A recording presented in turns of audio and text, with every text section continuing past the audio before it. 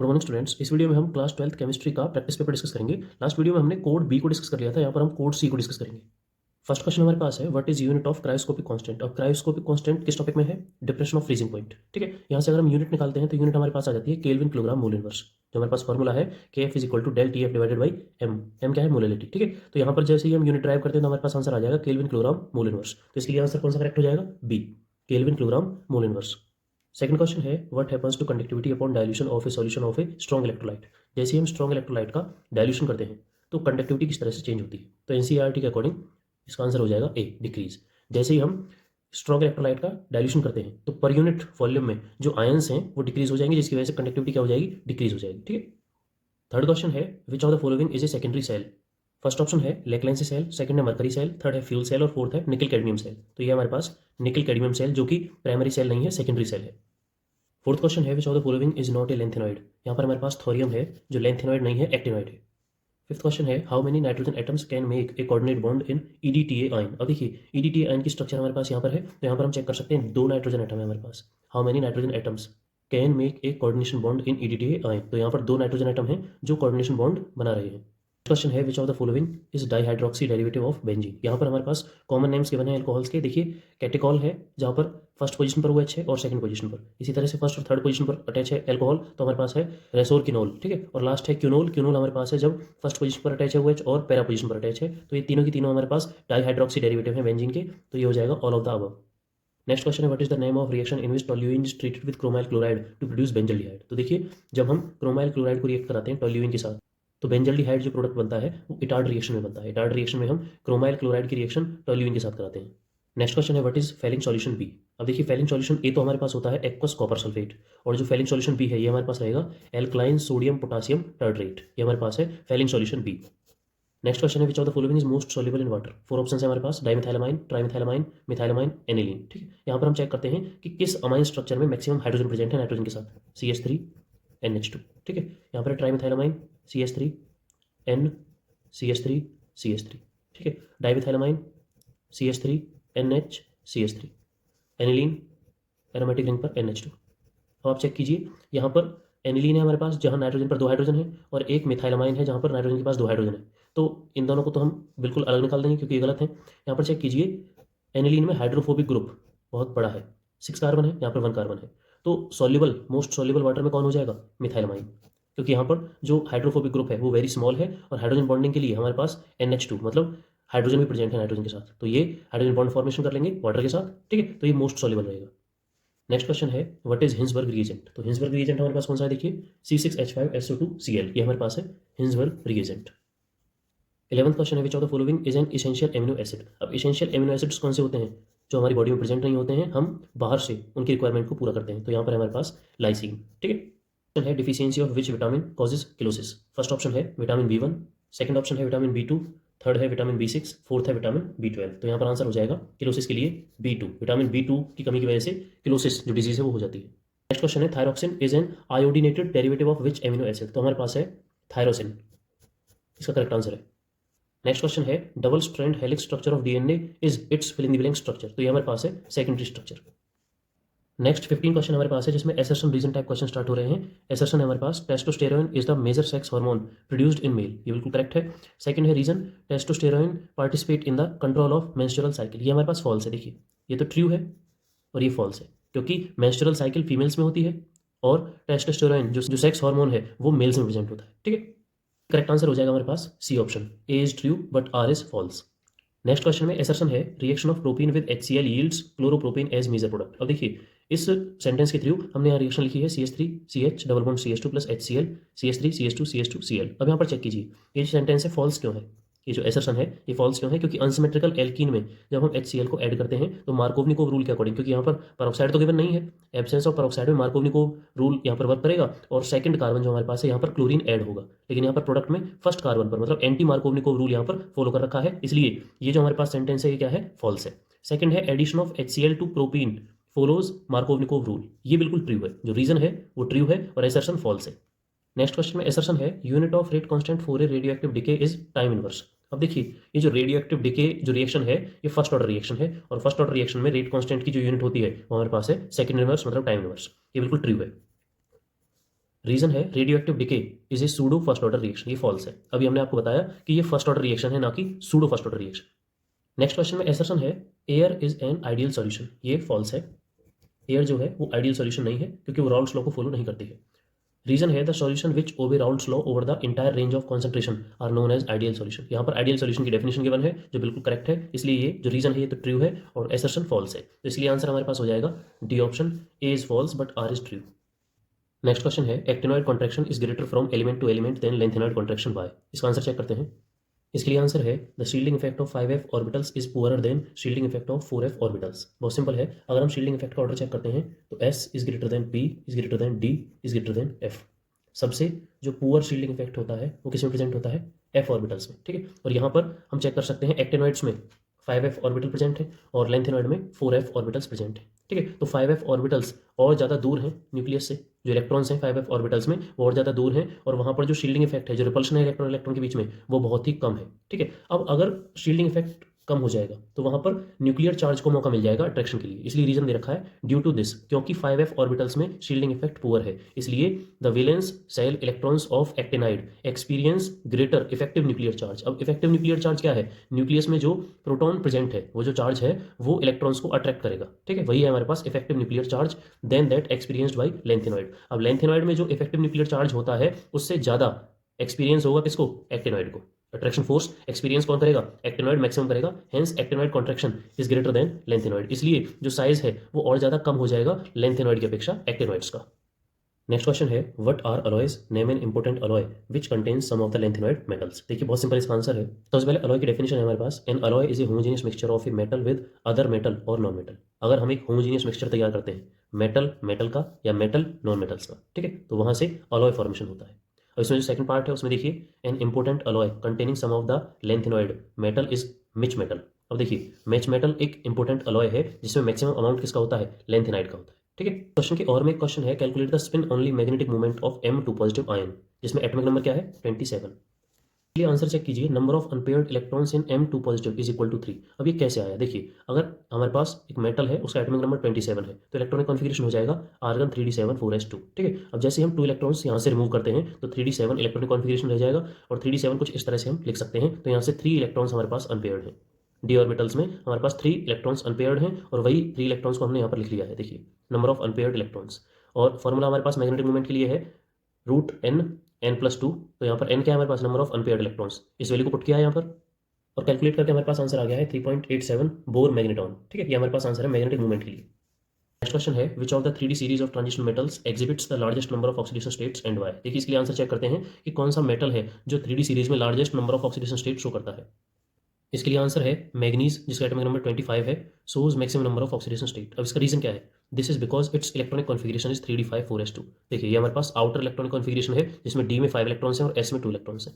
As 3d and 4s are close in energy, अब इन दोनों की एनर्जी कंपेरेबल है, close in energy, it has maximum number of electrons to loss और share. Loss करने के लिए और शेयर करने के लिए इसके पास मैक्सिमम इलेक्ट्रॉन है, 5 इलेक्ट्रॉन्स डी में है और 5 इलेक्ट्रॉन्स अनपेयर्ड हैं, as all the 3D electrons are unpaired. और ये भी आप ध्यान दे सकते हैं कि जो 5 इलेक्ट्रॉन्स ये शेयर या लॉस करेगा वो सब के सब अनपेयर्ड है, ठीक है, इसलिए जो मैग्नीज है ये maximum number of oxidation state show करता है।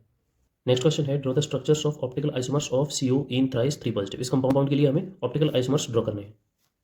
ये हमारे पास इस क्वेश्चन का आंसर है जिसमें आप मिरर इमेज चेक कर सकते हैं, बिल्कुल सेम मिरर इमेज बन रही है कंपाउंड की, और अगर सेम मिरर इमेज है तो वो सुपर इम्पोजिबल है, नॉन सुपर इम्पोजिबल नहीं है, और सुपर इम्पोजिबल होने पर उसे ऑप्टिकल आइसोमेरिज्म में काउंट नहीं किया जाता, मतलब ऑप्टिकली इनएक्टिव ये कंपाउंड है क्योंकि सेम मिरर इमेज है। ये जो कंपाउंड है ये हमारे पास है डेक्स्ट्रो रोटेटरी और ये है हमारे पास लीवो रोटेटरी।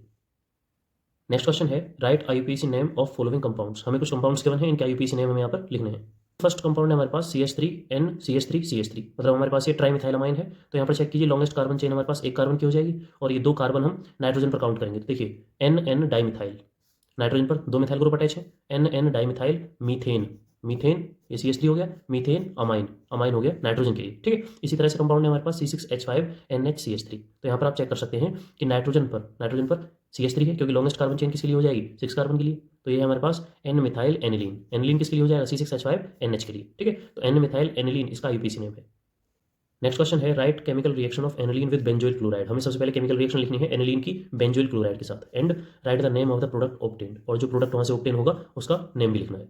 आंसर में आप चेक कर सकते हैं, ये हमारे पास है एनिलीन और ये है बेंजोइल क्लोराइड। बेंजोइल क्लोराइड के साथ जब एनिलीन की रिएक्शन हो रही है तो ये प्रोडक्ट ऑब्टेन हो रहा है C6H5 NHCO C6H5। तो NHCO क्या है हमारे पास, अमाइड ग्रुप है। CONH अमाइड ग्रुप है, तो IUPAC नेम हमारे पास हो जाएगा N methyl benzamide. N methyl benzamide हमारे पास क्या हो जाएगा, IUPAC नेम इस प्रोडक्ट के लिए। ठीक है, नेक्स्ट क्वेश्चन है what type of bonding help in stabilising the alpha helix structure of protein. Alpha helix structure of protein को किस तरह की बॉन्डिंग हेल्प करती है स्टेबलाइजेशन। इसके आंसर में आप चेक कीजिए, hydrogen bonds, disulphide linkage, van der Waals and electrostatic force of attraction. ये हमारे पास टाइप ऑफ फोर्सेज हैं जो अल्फा हेलिक्स स्ट्रक्चर को बॉन्ड करती हैं। इस क्वेश्चन के और में एक क्वेश्चन है differentiate between globular and fibrous protein. हमें यहाँ पर डिफरेंस बताना है ग्लोबुलर और फाइब्रस प्रोटीन्स में। डिफरेंस चेक कीजिए, सबसे पहले है globular proteins. In this chain of polypeptides coil around two give A spherical shape. यहाँ पर जो शेप है वो कैसी है, स्फेरिकल। ठीक है, फाइब्रस में आप चेक कीजिए, in this polypeptide chain run parallel and fibre like structure is formed. यहाँ पर पैरेलली है चेन्स, पॉलीपेप्टाइड की जो चेन्स हैं वो पैरेलली मूव कर रही हैं और यहाँ पर स्फेरिकल शेप बना रही हैं। ठीक है, सेकंड डिफरेंस है these are usually soluble in water. ये वाटर में सॉल्युबल है ग्लोबुलर प्रोटीन, और फाइब्रस प्रोटीन इनसॉल्युबल है। नेक्स्ट क्वेश्चन है a solution of nickel nitrate is electrolysed between platinum electrodes using a current of 5 amperes for 20 minutes. What mass of nickel is deposited at the cathode. यहाँ पर हमसे पूछा गया है निकल का कितना मास कैथोड पर डिपॉजिट होगा, और ये हमें डेटा गिवन है। इस क्वेश्चन का आंसर है the reaction occurring in cell is as following. देखिए कैथोड पर किस तरह से निकल डिपॉजिट होगा, निकल 2 पॉजिटिव आयन सॉल्यूशन में से 2 मोल ऑफ इलेक्ट्रॉन्स गेन करेंगे और कैथोड पर डिपॉजिट हो जाएंगे। ठीक है, अब देखिए गिवन क्या है हमें, I is equal to 5 ampere, current है 5 एम्पियर, टाइम है 20 मिनट्स, सेकंड्स में कन्वर्ट कर लिया, यहाँ से चार्ज निकाल लेंगे Q is equal to I into T. ठीक है, तो हमारे पास चार्ज हो जाएगा 6000 कूलम। देखिए यहाँ पर आप चेक कर सकते हैं निकल ने 2 मोल ऑफ इलेक्ट्रॉन्स गेन किए हैं, इसलिए यहाँ पर लिखा गया है 2 इंटू एफ, मतलब 96500 जो फेराडे की वैल्यू है। ठीक है, तो 2 इंटू एफ हो गया हमारे पास। इतना चार्ज डिपॉजिट करेगा, कितना मास, 59 ग्राम, क्योंकि 1 मोल निकले हमारे पास। 1 मोल के लिए कितने मोल ऑफ इलेक्ट्रॉन्स चाहिए, 2 मोल ऑफ इलेक्ट्रॉन्स, तो 2 फेराडे चार्ज हो जाएगा। तो 2 फेराडे चार्ज डिपॉजिट करेगा 59 ग्राम ऑफ निकल, 59 ग्राम ऑफ निकल। तो हमारे पास है 6000 कूलम चार्ज। ये कितना डिपॉजिट करेगा निकल को, तो हम यहाँ से कैलकुलेट करेंगे 59 इंटू 6000 डिवाइडेड बाई 2 इंटू 96500। ठीक है, ये हमने यहाँ पर वैल्यूज को पुट कर लिया है। वैल्यूज को सॉल्व करके जो आंसर आएगा हमारे पास 1.83 ग्राम, मतलब इतना मास डिपॉजिट होगा कैथोड पर निकल का जब हम 6000 कूलम चार्ज पास करेंगे। नेक्स्ट क्वेश्चन है derive an integrated rate equation for a first order reaction. First order के लिए हमें इंटीग्रेटेड रेट इक्वेशन को ड्राइव करना है। इसका आंसर चेक कीजिए जो बिल्कुल एनसीईआरटी बुक के अकॉर्डिंग गिवन है। कंसीडर द रिएक्शन, हमने एक रिएक्शन को कंसीडर किया है R after that reaction P. R reactant है, पी प्रोडक्ट है, इज फर्स्ट ऑर्डर रिएक्शन। ये फर्स्ट ऑर्डर रिएक्शन का एग्जांपल हमने लिया है। Rate is equal to minus d R upon d t is equal to k R to the power 1। अब आप check कीजिए, रेट को हमने दो तरीके से लिखा है, डिफरेंशियल टर्म में और रेट लॉ जो हमारे पास है उसकी टर्म में लिखा है। ठीक है, अब जैसे हमने यहाँ पर इक्वेट किया इन दोनों को, तो d R upon R, d R upon R मतलब इस आर को हमने यहाँ पर ले लिया है डिनोमिनेटर में, और ये हमारे पास जो टी है डी टी है वो राइट हैंड साइड पे चला गया है। ठीक है, इंटीग्रेटिंग बोथ साइड्स, जैसे ही हम इंटीग्रेशन करते हैं तो इंटीग्रेशन करने पर आ जाएगा l N R is equal to minus के टी प्लस आई। आई क्या है, constant of integration, where I is the constant of integration. अब चेक कीजिए, at time is equal to zero, जब टाइम क्या है जीरो है, तब जो इनिशियल कॉन्सेंट्रेशन है हमारे पास आर की वो क्या है, आर नॉट। आर नॉट मतलब रिएक्शन स्टार्ट नहीं हुई है, जब टाइम जीरो है तो रिएक्शन अभी स्टार्ट नहीं हुई है, तो यहाँ पर हमारे पास इनिशियल कॉन्सेंट्रेशन कितनी है, R naught, where R naught is the initial concentration of the reactant. Substituting in above equation 1, ये जो हमारे पास इक्वेशन 1 है इसमें हम वैल्यूज को पुट करेंगे। आप चेक कीजिए, एल एन आर नॉट, यहाँ पर आर है और हमने time is equal to zero के लिए इनिशियल कॉन्सेंट्रेशन आर को लिया है, आर नॉट को लिया है, तो आर नॉट हमारे पास है is equal to minus k into T. ठीक है, टी हमारे पास क्या है, time is equal to zero, k into t है ना, तो टी हमारे पास जीरो हो गया प्लस आई। तो यहाँ से हम जो कॉन्स्टेंट ऑफ इंटीग्रेशन है उसकी वैल्यू निकाल चुके हैं, l N R naught. Substituting the value of I in equation 1, ये जो आई की वैल्यू हमारे पास जो आई है ये हम इक्वेशन 1 में पुट कर देंगे। हमारे पास इक्वेशन 1 है, यहाँ पर हम आई की वैल्यू को पुट कर रहे हैं। चेक कीजिए इसे, L N R is equal to minus के T plus L N R naught, ये हमारे पास आई की वैल्यू पुट की है हमने यहाँ पर। अब जैसे ही हम इस इक्वेशन को सिंप्लीफाई करेंगे तो फॉर्मूला हो जाएगा k is equal to 1 upon t l N R naught upon R. ठीक है, अब हमने एल एन को नेचुरल लॉग को और सिंपल किया है, सिंथेटिक लॉग में कन्वर्ट किया है, तो हमारे पास फॉर्मूला हो जाएगा 2.303 divided by t log R naught upon R. R naught क्या है, इनिशियल कॉन्सेंट्रेशन। ठीक है, this is the integrated rate equation for first order reaction. यहाँ पर देखिए जीरो नहीं है, फर्स्ट ऑर्डर रिएक्शन है, फर्स्ट ऑर्डर रिएक्शन है, यहाँ पर मिस्टेक हो गई है बस। ठीक है, तो ये फर्स्ट ऑर्डर रिएक्शन के लिए हमने इंटीग्रेटेड रेट इक्वेशन को हमने यहाँ पर चेक कर लिया है। नेक्स्ट क्वेश्चन है, a first order reaction takes 40 minute for 30% decomposition, calculate T half. देखिए एक फर्स्ट ऑर्डर रिएक्शन है जिसमें 40 मिनट लगते हैं रिएक्शन को 30% होने में, 40 मिनट लगते हैं 30% होने में, 30% डिकम्पोजिशन में, तो हमें हाफ लाइफ टाइम कैलकुलेट करना है। इस क्वेश्चन में गिवन डेटा है, order of reaction is first order, time 40 minutes, let R naught is equal to 100। R naught क्या है, इनिशियल कॉन्सेंट्रेशन, अगर हम 100 एज्यूम कर लेते हैं, 30% डिकम्पोजिशन के बाद आर इज इक्वल टू 70। अब देखिए अगर हम 30% रिएक्शन कंप्लीट कर लेते हैं तो हमारे पास जो रिमेनिंग कॉन्सेंट्रेशन है वो कितनी बचती है, 100 में से 70। फॉर्मूला है K is equal to 2.303 divided by t log R naught upon R. ये किसके लिए है? फर्स्ट ऑर्डर रिएक्शन के लिए है, इंटीग्रेटेड रेट इक्वेशन जो हमने अभी ड्राइव की थी, ठीक है। तो यहाँ पर आप चेक कीजिए, आर नॉट क्या है? इनिशियल कॉन्सेंट्रेशन 100, ठीक है, और ये है फाइनल कॉन्सेंट्रेशन आर 70, टाइम है 40 मिनट। अब यहाँ से K कैलकुलेट करेंगे, K इज इक्वल टू हमारे पास हो जाएगा कैलकुलेट करने पर 0.0089 मिनट इनवर्स, ठीक है। यूनिट का भी आपको ध्यान रखना है, हाफ मार्क्स इसी के होते हैं। अब फर्स्ट ऑर्डर के लिए जो हाफ लाइफ टाइम हम कैलकुलेट करते हैं वो है 0.693 डिवाइडेड बाई के। अब के की वैल्यू हमारे पास यहाँ कैलकुलेट हुई है, के की वैल्यू को पुट किया हमने यहाँ पर, तो टी हाफ हमारे पास आ जाएगा 77.8 मिनट, मतलब हाफ लाइफ टाइम कितना होगा हमारे पास? 77.8 मिनट इस रिएक्शन के लिए। इस क्वेश्चन के और में क्वेश्चन है, the rate of a reaction quadruples when the temperature changes from 293 kelvin to 313 kelvin. जैसे ही हम टेम्परेचर चेंज करते हैं तो यहाँ पर जो रिएक्शन की स्पीड है वो 4 गुना हो जाती है, क्वाड्रपल्स, ठीक है। Calculate the energy of activation, हमें यहाँ पर एक्टिवेशन एनर्जी को कैलकुलेट करना है रिएक्शन की, assuming that it does not change with temperature. और हम ये एज्यूम करके चलते हैं कि टेम्परेचर के चेंज होने से एक्टिवेशन एनर्जी पर कोई फर्क नहीं पड़ेगा। इस क्वेश्चन के लिए आंसर चेक करते हैं। गिवन डेटा हमारे पास है T1 टेम्परेचर जो फर्स्ट है 293 केल्विन और सेकंड टेम्परेचर वैल्यू है 313 केल्विन, ठीक है।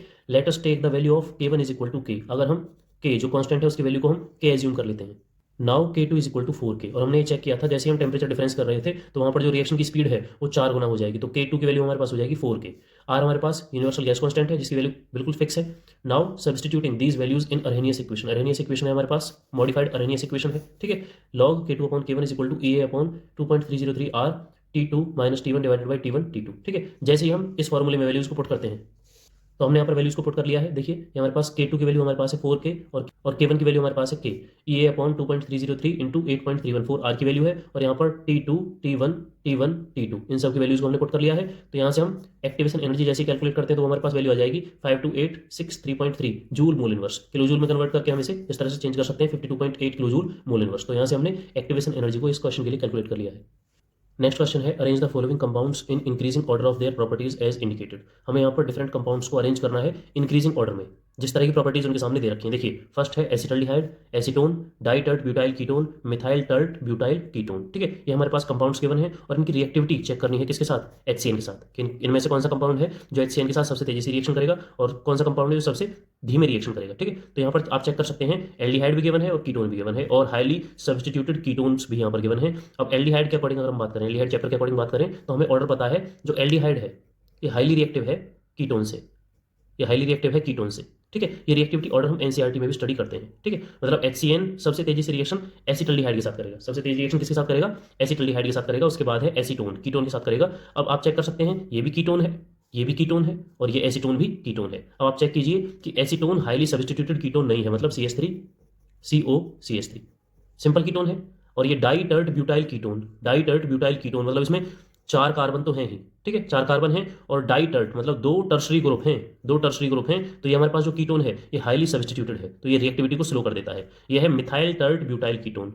यहाँ पर आप चेक कीजिए, एक तो टर्शरी ब्यूटाइल है और एक मिथाइल ग्रुप है, तो यहाँ पर जो सब्स्टिट्यूशन है एल्काइल ग्रुप का वो इस कंपाउंड से कम है। तो हमारे पास जो ऑर्डर हो जाएगा इसके लिए, जो आंसर हो जाएगा वो क्या हो जाएगा? सबसे फास्ट इसमें होगी रिएक्शन, उसके बाद है एसीटोन में सेकंड पर, और थर्ड है हमारे पास जिसमें रिएक्शन होगी मिथाइल टर्ट ब्यूटाइल कीटोन, और उसके बाद लास्ट है जो कि हाईली सब्स्टिट्यूटेड है वो हमारे पास है डाइटर्ट ब्यूटाइल कीटोन। अगर इसकी स्ट्रक्चर बनाए तो देखिए C double bond O, C CH3 CH3 CH3, ठीक है। देखिए ये हमारे पास ब्यूटाइल ग्रुप हो गया और इसी तरह का ब्यूटाइल ग्रुप यहाँ पर भी अटैच है, C CH3 CH3 CH3, ठीक है। तो डाई टर्ट 2 ग्रुप हैं, डाई और टर्ट मतलब टर्शरी कार्बन है। देखिए 3 मिथाइल ग्रुप अटैच है, 3 कार्बन अटैच है, तो डाई टर्ट ब्यूटाइल कीटोन। तो ये हाईली सब्स्टिट्यूटेड कीटोन है जो रिएक्टिविटी को बिल्कुल लेस कर देता है। तो यहाँ पर फर्स्ट ये है, सेकंड ये है, थर्ड ये कंपाउंड है और फोर्थ सबसे लास्ट पर ये है।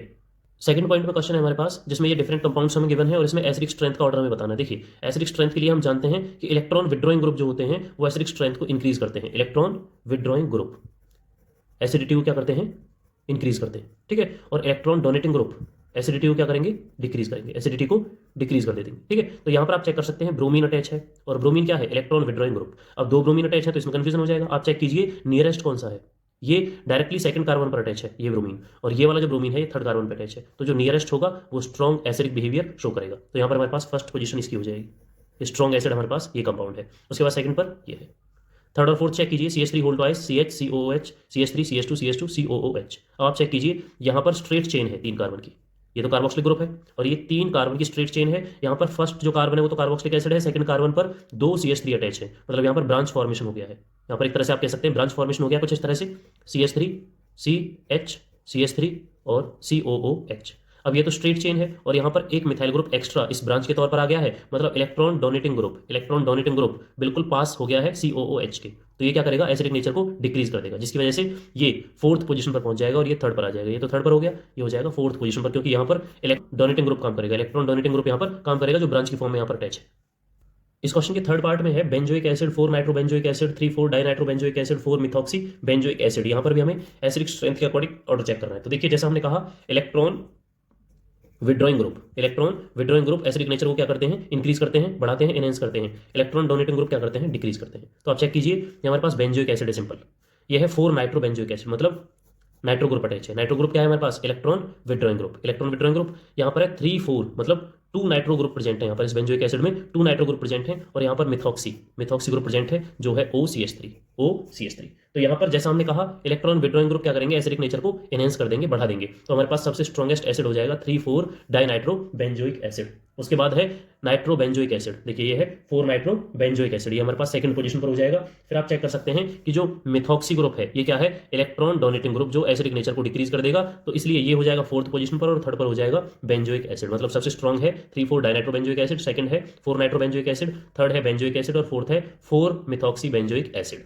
नेक्स्ट क्वेश्चन है डेस्क्राइब एल्डोल कंडेंसेशन। हमें यहाँ पर एल्डोल कंडेंसेशन रिएक्शन को डिस्क्राइब करना है। इसका आंसर चेक कीजिए, aldol condensation, aldehydes and ketones having at least 1 alpha hydrogen, ये कंडीशन है एल्डोल कंडेंसेशन की कि 1 अल्फा हाइड्रोजन प्रेजेंट होना चाहिए, undergo a reaction in the presence of dilute alkali as catalyst to form beta hydroxy aldehyde aldol, beta hydroxy ketones ketol respectively. इसी को हम क्या बोलते हैं, aldol reaction. The aldol and ketol radially lost water to give alpha beta unsaturated carbonyl compound which are aldol condensation product। अब देखिए aldol और condensation दो अलग अलग स्टेप हैं जिसको हम एग्जांपल के थ्रू भी समझेंगे। एग्जांपल में आप चेक कीजिए, हमने यहाँ पर एल्डिहाइड का एग्जांपल लिया है और डाइल्यूट NaOH के साथ इसकी रिएक्शन हो रही है, तो सबसे पहले एल्डोल प्रोडक्ट मिलेगा जिसमें एल्डिहाइड ग्रुप भी है और एल्कोहलिक ग्रुप भी है, ठीक है। उसके बाद जैसे हमने इसे हीट किया तो वाटर मॉलिक्यूल का लॉस हुआ, तो यहाँ पर कंडेंसेशन स्टेप इसको हम बोलेंगे, तो टोटल हो जाएगा एल्डोल कंडेंसेशन प्रोडक्ट। इस क्वेश्चन के और में एक क्वेश्चन है, give simple chemical tests to distinguish between the following pairs of compounds. हमें यहाँ पर सिंपल केमिकल टेस्ट्स बताने हैं जो डिस्टिंग्विश करें डिफरेंट पेयर ऑफ कंपाउंड्स को। यहाँ पर हमारे पास कंपाउंड्स हैं, फर्स्ट में प्रोपेनल एंड प्रोपेनोन, ठीक है। सेकंड है benzoic acid and ethyl benzoate, third है बेंजल्डिहाइड एंड एसिटोफिनोन। तो 1 बाय 1 हम तीनों के लिए टेस्ट चेक करते हैं। देखिए इस क्वेश्चन के फर्स्ट पार्ट का आंसर है टॉलेंस टेस्ट, फेलिंग्स टेस्ट। देखिए ये दोनों ही टेस्ट हैं जो एल्डिहाइड फॉलो करता है, एल्डिहाइड ये दोनों ही टेस्ट देगा, जबकि जो प्रोपेनोन है जो कि एक कीटोन है ये टॉलेंस टेस्ट और ना ही फेलिंग टेस्ट, इन दोनों में से कोई भी टेस्ट ये नहीं देगा, मतलब यहाँ से कोई प्रोडक्ट फॉर्म नहीं होगा। प्रोपेनोन की जब हम रिएक्शन टॉलेंस रिएजेंट या फेलिंग्स रिएजेंट के साथ कराएंगे तो प्रोपेनोन के साथ कोई प्रोडक्ट यहाँ पर फॉर्म नहीं होगा, ठीक है। तो हम इन दोनों टेस्ट से भी इनको डिस्टिंग्विश कर सकते हैं। सेकंड है हमारे पास आइडोफॉर्म टेस्ट या फिर मिथाइल कीटोन टेस्ट, इसके थ्रू भी हम इनको डिस्टिंग्विश कर सकते हैं, क्योंकि हम जानते हैं आइडोफॉर्म टेस्ट कौन देता है, मिथाइल कीटोन। जैसे हम प्रोपेनोन की बात करें तो CH3COCH3, ठीक है। तो ये हमारे पास है मिथाइल कीटोन ये आइडोफॉर्म टेस्ट देता है, मतलब यहाँ से आइडोफॉर्म प्रोडक्ट में बनता है, जबकि जो एल्डिहाइड हमारे पास है ये आइडोफॉर्म टेस्ट नहीं देगा। और आप चेक कर सकते हैं propanal does not give the test while propanone gives the test. जो आइडोफॉर्म टेस्ट है प्रोपेनोन वो टेस्ट देगा और प्रोपेनल नहीं देगा। सेकंड पार्ट का आंसर है सोडियम बाइकार्बोनेट टेस्ट। जैसे ही हम सोडियम बाइकार्बोनेट की रिएक्शन कराते हैं बेंजोइक एसिड के साथ और इथाइल बेंजोएट के साथ, तो वहां से जो प्रोडक्ट मिलता है वो बेंजोइक एसिड के साथ तो मिलेगा प्रोडक्ट, जबकि इथाइल बेंजोएट के साथ जो रिक्वायर्ड प्रोडक्ट है वो नहीं मिलेगा, इसलिए लिखा गया है sodium bicarbonate test. Benzoic acid gives the test while ethyl benzoate does not. Third point के लिए आंसर है टॉलेंस टेस्ट। अब देखिए हमें क्वेश्चन में गिवन है बेंजल्डिहाइड और एसिटोफिनोन। अब देखिए बेंजल्डिहाइड हमारे पास है CHO बेंजल्डिहाइड और ये है एसिटोफिनोन। अब देखिए ये तो कीटोन है लेकिन ये मिथाइल कीटोन है, ये आप ध्यान दे सकते हैं, ठीक है। तो कीटोन और एल्डिहाइड को अगर हमें डिस्टिंग्विश करना है तो हम टॉलेंस टेस्ट का यूज कर सकते हैं। टॉलेंस टेस्ट हम यूज कर सकते हैं, benzaldehyde gives the test while acetophenone does not. Acetophenone ये टेस्ट नहीं देगा। इसके और में है आप आइडोफॉर्म टेस्ट भी यूज कर सकते हो, मिथाइल कीटोन टेस्ट, क्योंकि यहाँ पर मिथाइल कीटोन ग्रुप प्रेजेंट है, मिथाइल कीटोन ग्रुप यहाँ पर प्रेजेंट है, तो ये आइडोफॉर्म टेस्ट देगा, इसलिए लिखा गया है एसिटोफिनोन गिव्स द टेस्ट। जो आइडोफॉर्म टेस्ट है एसिटोफिनोन वो टेस्ट देगा व्हाइल बेंजल्डिहाइड डज नॉट, जबकि एल्डिहाइड ये आइडोफॉर्म टेस्ट नहीं देगा, ठीक है जी।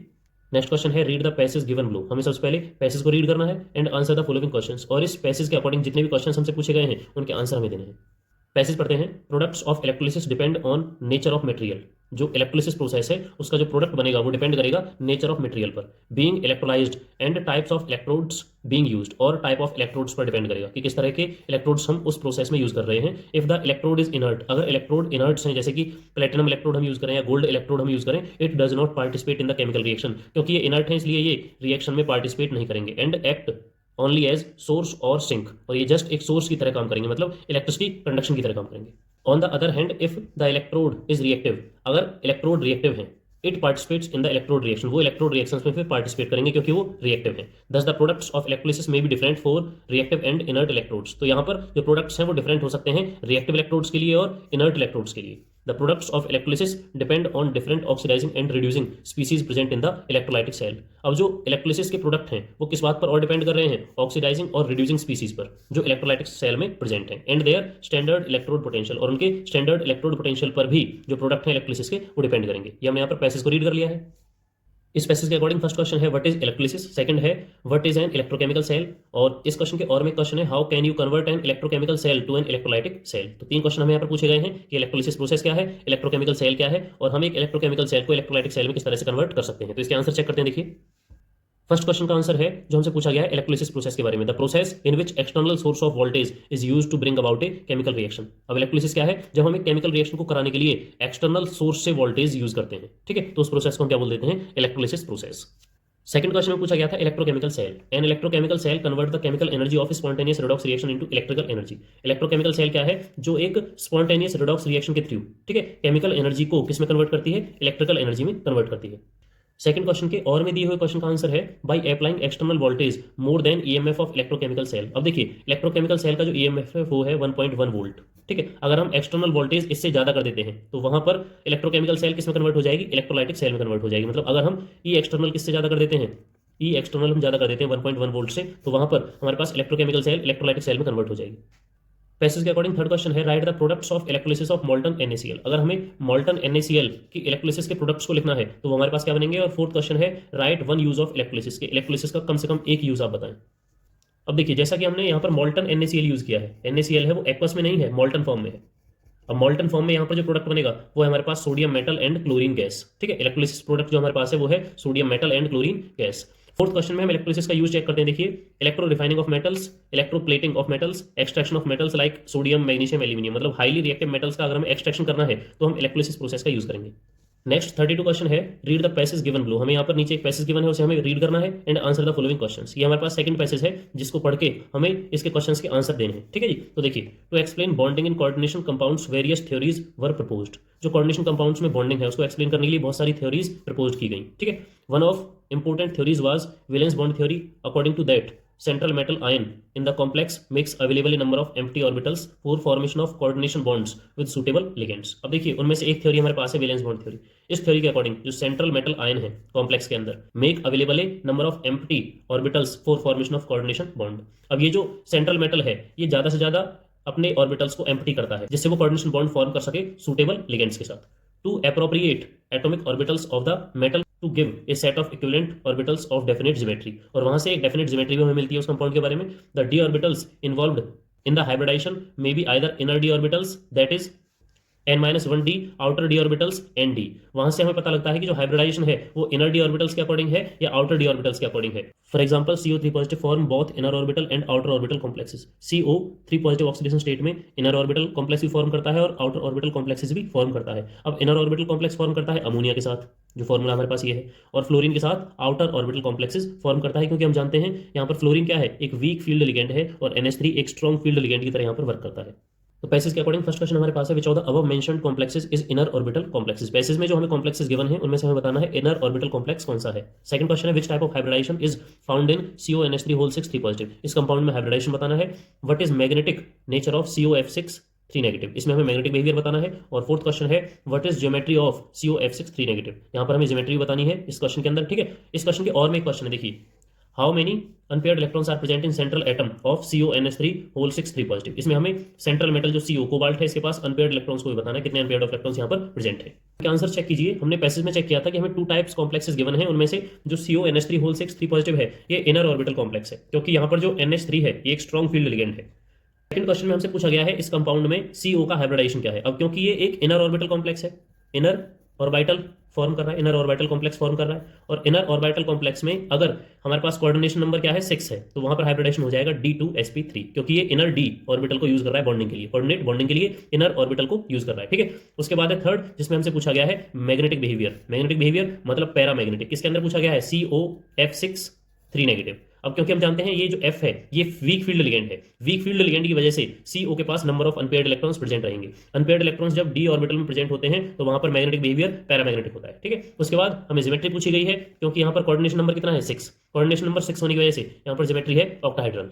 फोर्थ क्वेश्चन के और में जो क्वेश्चन है वो हमारे पास है कि ये जो हमारे पास कंपाउंड है कोबाल्ट NH3 3 पॉजिटिव, इसमें कितने नंबर ऑफ अनपेयर्ड इलेक्ट्रॉन है डी ऑर्बिटल के अंदर। अब क्योंकि ये इनर ऑर्बिटल कॉम्प्लेक्स फॉर्म कर रहा है, इनर ऑर्बिटल कॉम्प्लेक्स फॉर्म करने की वजह से यहाँ पर हाइब्रिडाइजेशन D2sp3 आता है, तो इनर जो डी ऑर्बिटल्स है वो फुलफिल है, जिसकी वजह से यहाँ पर 0 अनपेयर्ड इलेक्ट्रॉन्स प्रेजेंट रहेंगे, क्योंकि ये एक स्ट्रॉन्ग फील्ड लिगेंड की तरह वर्क कर रहा है और इनर ऑर्बिटल कॉम्प्लेक्स फॉर्म कर रहा है। नेक्स्ट क्वेश्चन है write 5 examples of electrophilic substitution of haloarenes. हम यहाँ पर इलेक्ट्रोफिलिक सब्स्टिट्यूशन ऑफ हेलोइरिन्स के 5 एग्जांपल्स को लिखना है। इस क्वेश्चन के आंसर में फर्स्ट सब्स्टिट्यूशन रिएक्शन हमारे पास है, जिसमें हम हेलोइरिन की रिएक्शन क्लोरीन के साथ करा रहे हैं, मतलब हेलोजिनेशन। ठीक है, एनहाइड्रस FeCl3 के प्रेजेंस में रिएक्शन हो रही है और यहाँ से हमें पैरा और ऑर्थो प्रोडक्ट मिलते हैं। पैरा प्रोडक्ट हमारे पास मेजर है। सेकंड है नाइट्रेशन, अगर हम हेलोइरिन्स का नाइट्रेशन करते हैं तो सेम हमें पैरा और ऑर्थो प्रोडक्ट मिलते हैं, पैरा प्रोडक्ट हमारे पास मेजर है। ठीक है, इसी तरह से सल्फोनेशन करते हैं हम हेलोइरिन्स का, ये भी हमारे पास इलेक्ट्रोफिलिक सब्स्टिट्यूशन रिएक्शन का एग्जांपल है। कॉन्सेंट्रेटेड H2SO4 के प्रेजेंस में हीट करते हैं इसको, तो वहां से हमें मेजर प्रोडक्ट और माइनर प्रोडक्ट मिलते हैं। जो पैरा प्रोडक्ट है 4 क्लोरो बेंजीन सल्फोनिक एसिड, ये हमारे पास मेजर है, और ये जो ऑर्थो प्रोडक्ट है ये माइनर है। फोर्थ रिएक्शन है Friedel craft reaction. Friedel craft में हमारे पास सबसे पहले है एल्काइलेशन।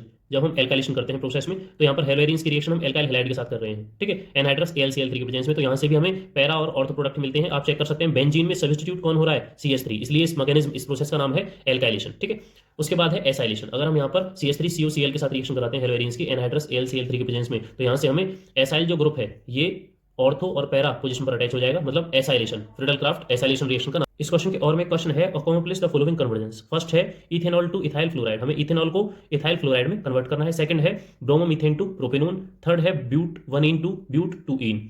फोर्थ है aniline to chlorobenzene and fifth है क्लोरोइथेन टू ब्यूटेन। ठीक है, डिफरेंट के लिए आंसर चेक करते हैं। देखिए, अब फर्स्ट पॉइंट में हम इथेनॉल को इथाइल फ्लोराइड में कन्वर्ट कर रहे हैं, जिसके लिए हमें सबसे पहले HCl ZnCl2 के प्रेजेंस में रिएक्शन होगी, जिससे ये एल्काइल हैलाइड में कन्वर्ट हो जाएगा, मतलब CH3CH2Cl में कन्वर्ट हो जाएगा। ठीक है, ये है लुकास रिएजेंट HCl ZnCl2। ठीक है, इसे साथ ही साथ हीट भी करेंगे हम। ठीक है, तो यहाँ पर चेक कीजिए, फर्स्ट लुकास रिएजेंट की हेल्प से हमने इसे एल्काइल क्लोराइड मतलब इथाइल क्लोराइड में कन्वर्ट कर लिया है, क्योंकि डायरेक्टली फ्लोराइड बनाना पॉसिबल नहीं है। उसके बाद हम AgF का यूज करते हैं, मतलब स्वार्ट्स रिएक्शन यूज करते हैं। ठीक है, स्वार्ट्स रिएक्शन के थ्रू हम इसे फ्लोराइड में कन्वर्ट करते हैं।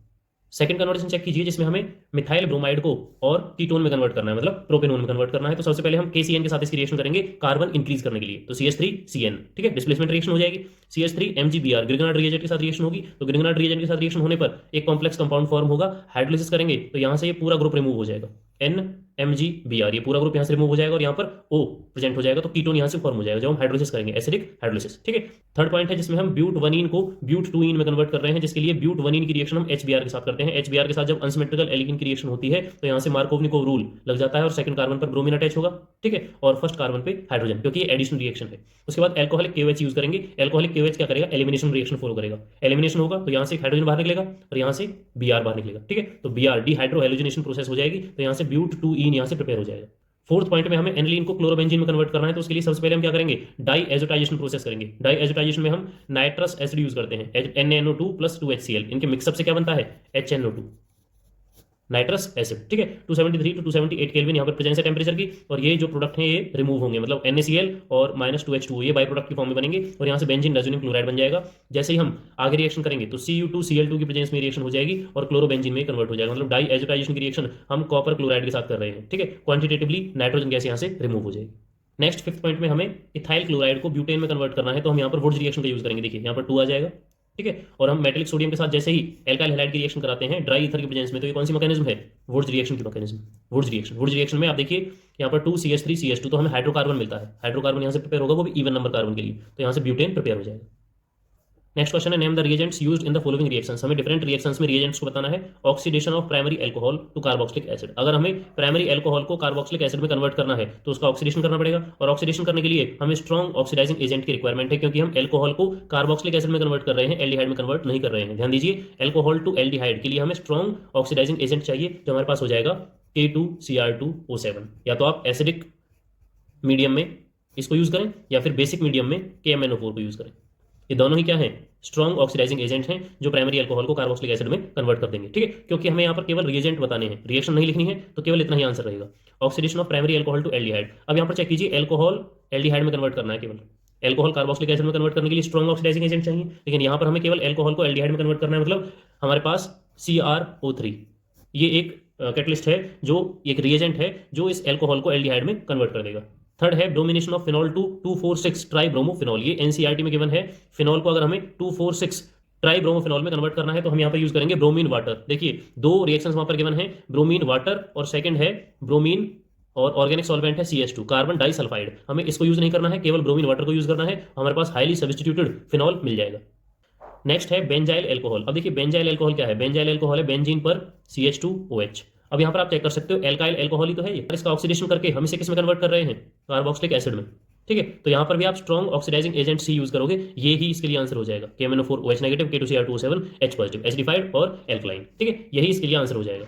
नेक्स्ट है dehydration of propan two ol to propene. अगर हमें प्रोपेन टू ऑल को प्रोपीन में कन्वर्ट करना है तो यहाँ से हम यूज कर सकते हैं H3PO4। H3PO4 वो भी 85%, हमें मैक्सिमम 100% यूज नहीं करना है, क्योंकि यहाँ पर जो एल्कोहल है वो प्राइमरी नहीं है। जैसे जैसे एल्कोहल की डिग्री बढ़ जाती है उसकी रिएक्टिविटी भी बढ़ जाती है, तो हमें वेरी स्ट्रॉन्ग एसिड की रिक्वायरमेंट नहीं रहती है। क्वेश्चन के और में एक क्वेश्चन है, एक्सप्लेन विद एग्जांपल। फर्स्ट है कॉलवेज रिएक्शन। कॉलवेज रिएक्शन को हमें एग्जांपल के साथ बताना है, और राइमर टाइमन रिएक्शन और राइमर टाइमन को भी बताना है। अब ये क्वेश्चन 5 मार्क्स में है, तो 2.5 का ये हो गया, 2.5 का ये हो गया। अब देखिए कॉलवे रिएक्शन हम यहाँ पर डिस्कस करेंगे। सबसे पहले phenoxide ion generated by treating phenol with sodium hydroxide. जैसे हम फिनॉल की रिएक्शन सोडियम हाइड्रोक्साइड के साथ कराते हैं तो फिनॉक्साइड आयन जनरेट होता है। यहाँ पर आप रिएक्शन में चेक कर सकते हैं, देखिए फिनॉल की रिएक्शन हम किसके साथ कर रहे हैं, सोडियम हाइड्रोक्साइड के साथ, तो यहाँ से फिनॉक्साइड आयन जनरेट हो रहा है। उसके बाद आगे चेक कीजिए, इसमें even more reactive than phenol. अब ये जो फिनॉक्साइड आयन है ये मोर रिएक्टिव है किससे, फिनॉल से, टुवर्ड्स इलेक्ट्रोफिलिक एरोमेटिक सब्स्टिट्यूशन।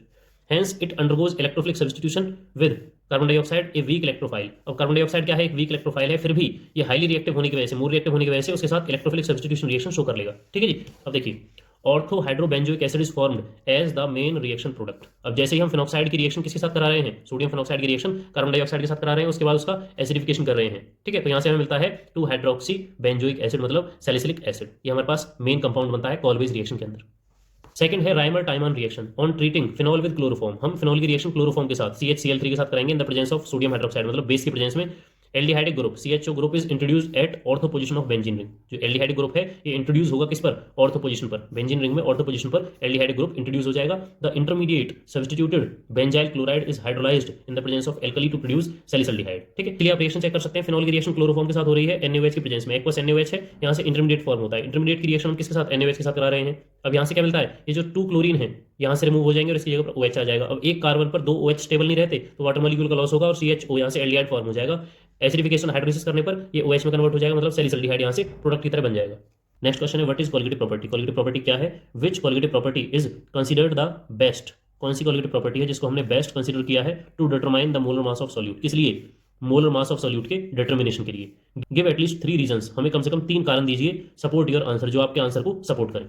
इसके लिए आंसर हो जाएगा the properties which depend on number of solute particles.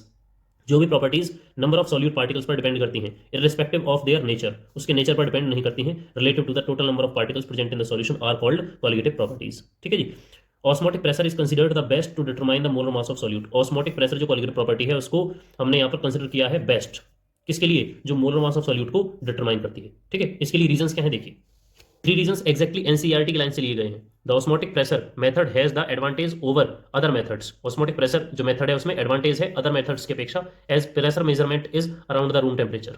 ठीक है जी। And molarity of the solution is used instead of molarity. हम बाकी क्वालिटी प्रॉपर्टीज में मोलैरिटी यूज कर रहे हैं और केवल ऑस्मोटिक प्रेशर में ही हम मोलैरिटी यूज करते हैं। ठीक है जी। सेकंड है as compare to other quality properties its magnitude is large even for very dilute solution. Other quality properties की अपेक्षा वेरी डाइल्यूट सॉल्यूशन होने पर भी इसका मैग्नीट्यूड लार्ज रहता है। The technique of osmotic pressure for determination of molar mass of solute is particularly useful for biomolecules। अब ये जो टेक्निक है ऑस्मोटिक प्रेशर, इससे जो मोलर मास हम जनरेट करते हैं, कैलकुलेट करते हैं सॉल्यूट का, वो किस में यूजफुल होता है, बायोमोलिक्यूल्स में, as they are generally not stable, जो कि स्टेबल नहीं होते हैं एट हायर टेम्परेचर। अब हमने यहाँ पर बात की थी रूम टेम्परेचर के लिए, क्योंकि ये मेथड रूम टेम्परेचर पर काम करता है और बायोमोलिक्यूल्स हायर टेम्परेचर पर स्टेबल नहीं रहते हैं। तो ये जो ऑस्मोटिक प्रेशर मेथड है ये बायोमोलिक्यूल्स के लिए स्टेबल है। ठीक है, higher temperature and polymers have poor solubility, और जो पॉलीमर्स हैं उनकी जो सॉल्युबिलिटी है पुअर हो जाती है हाई टेम्परेचर पे। ठीक है, तो ये हमारे पास 3 रीजंस हैं जो हमारे आंसर को सपोर्ट कर रहे हैं। इस क्वेश्चन के और में एक क्वेश्चन है जो इस कोड का लास्ट क्वेश्चन है, what are azeotropes, explain its type with example. हम यहाँ पर एजियोट्रॉप बताना है क्या है और उसके टाइप्स को भी एग्जाम्प्लीफाई करना है।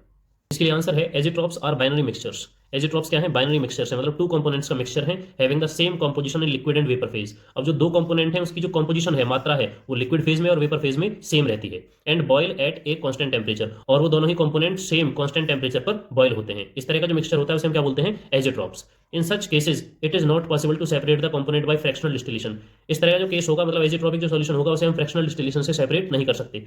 There are two types of azeotropes called minimum boiling azeotrope and maximum boiling azeotrope. हमारे पास दो तरह के एजिट्रॉप्स हैं, मिनिमम और मैक्सिमम बॉइलिंग एजिट्रॉप्स। दोनों की डेफिनेशन चेक कर लेते हैं। The solution which show a large positive deviation, जो solution large positive deviation show करता हो राउल्ट्स लॉ के अकॉर्डिंग, वो क्या है? Minimum boiling azeotrope at a specific composition. Example है हमारे पास ethanol water mixture obtained by fermentation of sugar. Sugar के फर्मेंटेशन से हमें क्या मिलता है? इथेनॉल वाटर मिक्सचर मिलता है। On fractional distillation gives A solution containing approximately 95% by volume ethanol. मतलब हमारे पास 95% क्या है सॉल्यूशन में? इथेनॉल है, और 5% क्या है? वाटर है। ठीक है, डाइल्यूशन के अकॉर्डिंग अगर बात की जाए तो 95% क्या है? इथेनॉल है, और 5% क्या है? वाटर है। तो ये हमारे पास किसका एग्जांपल है? मिनिमम बॉइलिंग एजिट्रॉप का। Once this composition known as azeotrope composition has been achieved, the liquid and vapor have the same composition and no further separation occur। एक बार ये composition तैयार हो जाए, ठीक है, जब हम इसे azeotrope कह दें, have been achieved, the liquid and vapor have same composition, तो liquid और vapor की जो composition है वो बिल्कुल सेम होती है और इसका हम separation फिर नहीं कर सकते। सेकंड है the solutions that show large negative deviation. जो solution large negative deviation show करते हैं राउल्ट्स लॉ के according for maximum boiling azeotrope, वो क्या फॉर्म करते हैं? मैक्सिमम बॉइलिंग एजिट्रॉप वहां पर फॉर्म करते हैं at a specific composition. Example है nitric acid and water is an example of this class of azeotrope. Nitric acid and water का जो मिक्सचर है ये किस तरह का एजिट्रॉप बनाता है? ये बनाता है maximum boiling azeotrope. This azeotrope has the approximate composition 68% nitric acid and 32% water by mass with a boiling point of 393.5 Kelvin। अब ये हमारे पास जो composition है एजिट्रॉप में वो क्या है? 68% तो नाइट्रिक एसिड है और 32% वाटर है बाई मास, मास के according with A boiling point, और दोनों का ही कांस्टेंट बॉइलिंग पॉइंट है, इसलिए तो इन्हें एजिट्रॉप बोलते हैं। 393.5 केल्विन। ठीक है, ये वाटर के लिए बॉइलिंग पॉइंट है और किसके लिए? नाइट्रिक एसिड के लिए भी सेम बॉइलिंग पॉइंट है। ठीक है, तो इस तरह से हमने एजिट्रॉप्स और टाइप ऑफ एजिट्रॉप्स को यहाँ पर डिस्कस कर लिया है। तो इस तरह से हमने इस वीडियो में क्लास 12 केमिस्ट्री के प्रैक्टिस पेपर का कोड सी कंप्लीटली डिस्कस कर लिया है। आई होप कि आपको हर एक क्वेश्चन अच्छे से समझ में आया होगा। अगर इसमें कोई डाउट है तो आप कमेंट सेक्शन में पूछ सकते हैं।